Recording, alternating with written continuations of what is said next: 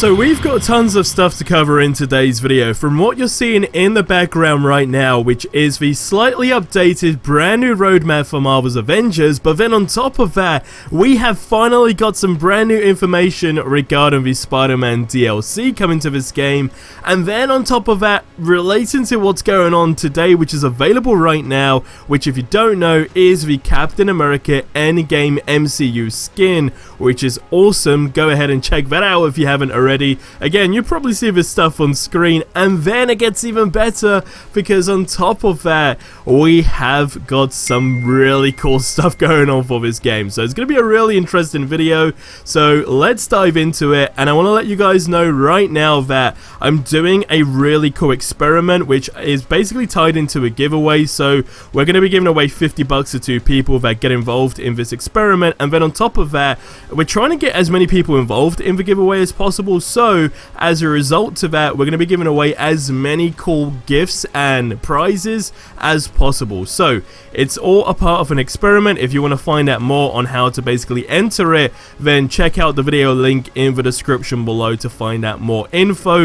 It's going to be super cool. I'd love to get as many of you guys involved as possible because hey, it's experimental stuff, right? And it's going to be awesome. But with that said, let's dive into this video because I want to touch up with what you're seeing right now in the background, which of course is the slightly updated roadmap for Marvel's Avengers. They went ahead and posted out a tweet that says, our roadmap update. First and foremost, patrol mode has been moved past the War for Wakanda expansion, which actually I'm all for because we know that patrol mode is basically this free roam element to the game, and as a result, if we can maybe get it in more maps, then that would be a big win, especially if they tie it into Black Panther's DLC, where again you got the free roam element to just be Black Panther, roam around and then battle enemies as they come across you. But then also what has been switched up here is in July we're getting what we've been waiting for a long time.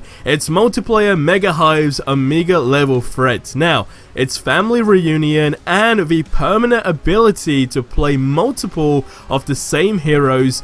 It's going to be available in July. It's a permanent thing. What happened in April that a lot of people loved is now officially being implemented into the game, which is going to be tons and tons of fun because it really does take that multiplayer experience to a new level that we all enjoyed back in April. Now, on top of that, it does say new MCU skins that are going to be coming to the game as well. So again, that's really interesting because it's just such a good build up to, of course, August, which is that big update. Like, that's gonna be that grand finale update for the game where it's like, hey, look at me, I kind of proved it to people that I could be a good game, right? Like, that's kind of their intention, and so far it seems like it's a good build up. Now it gets even better because on top of that, some really interesting things that have been going down is we're gonna look at some new Razor, well, then the Neon Razor outfits, right?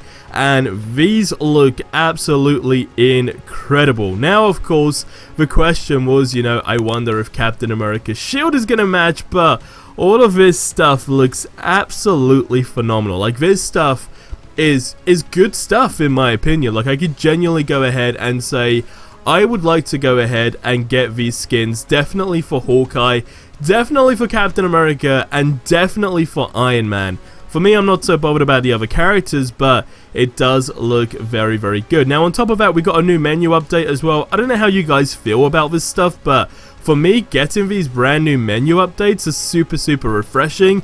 I don't know, it's just nice not to see the same thing every single time, right? And of course, it just kind of teases a lot of things that are hopefully going to be coming to the game. Now, what's really interesting, before we get into this Spider-Man news, because that's going to be the juicy information, right? But is the fact that we've got a Marvel Guardians of the Galaxy animated nameplate now available, right? So that's really interesting, but then also they're advertising this stuff in the new section of this game. So I don't know if there's going to be some sort of connection that these games can tie and cross over each other. I mean, if that's something that they're genuinely working on and it's going to be tied into another roadmap update, because don't forget, what we've got right now with the roadmap update it's just a slight alteration. Like, we are genuinely expecting another big update for the roadmap that basically determines all the content after Black Panther's DLC. So, I mean, at this point, this is just speculation stuff, but let me know what you think on this in the comment section below. Because again, it's kind of like one of those random things that spark your curiosity and then you're wondering, hey, what actually is going down? Now, let's get into this Spider-Man information. Okay, this is where things get interesting because Paul Tassi went ahead and done this article on Forbes. He basically got to ask some questions, etc, etc. So, first and foremost, some info regarding Spider-Man. What Paul Tassi said is that I pressed them pretty hard on Spider-Man, and this is what I came up with.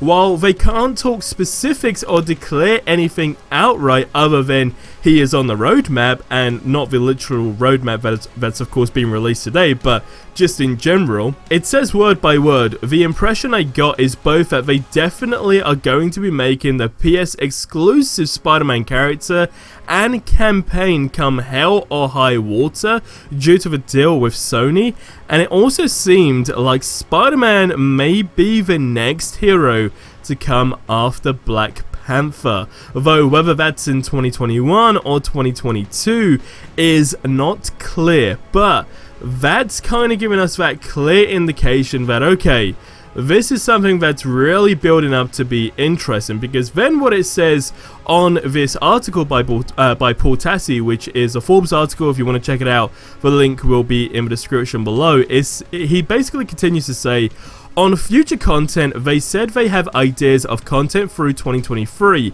though obviously there are business decisions at play here and nothing is guaranteed at the moment past maybe Spider-Man.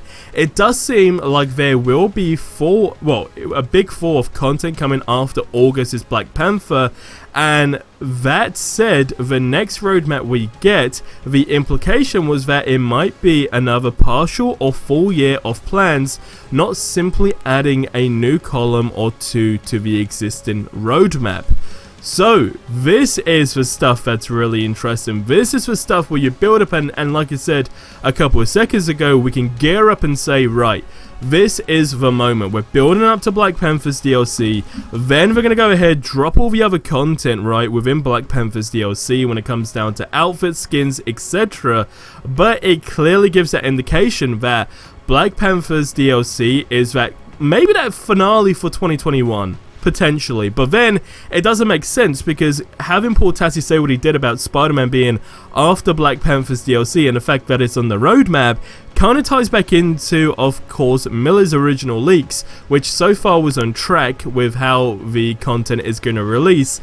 And according to that list, of course, it's the fact that Spider-Man will be after Black Panther's DLC and potentially tying into the movie drop. But guys, let me know your thoughts on this in the comment section below. And that's going to wrap up this video here. So I'll see you in the next one. Till then, have yourselves a ridiculously amazing day.